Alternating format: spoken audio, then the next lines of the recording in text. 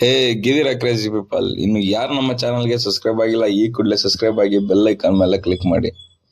Love mocktail, ಈ love mocktail 1 ಮತ್ತೆ 2 ಸೈಕಾಗೆ ಬಂತು, ಸೈಕಾಗೆ ಹೋಯ್ತು. 1 ಬಂದ್ಮೇಲೆ ಇದ್ರು ತೋರ್ಸಿದ ಪ್ರೀತಿಗೆ 2 ಬಂತು, 2 ತೋರ್ಸಿದ ಪ್ರೀತಿಗೆ 3 ಬರುತ್ತೆ ಅಂತ ಹೇಳಿದ್ರು.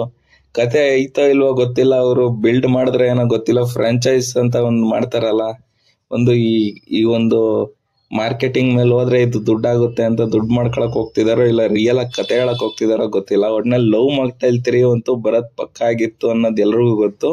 ಯಾವಾಗ ಬರುತ್ತೆ ಅಂದ್ರೆ ಈಗ ಬರೋ ವರ್ಷ ಫೆಬ್ರವರಿಗೆ ಬರುತ್ತೆ.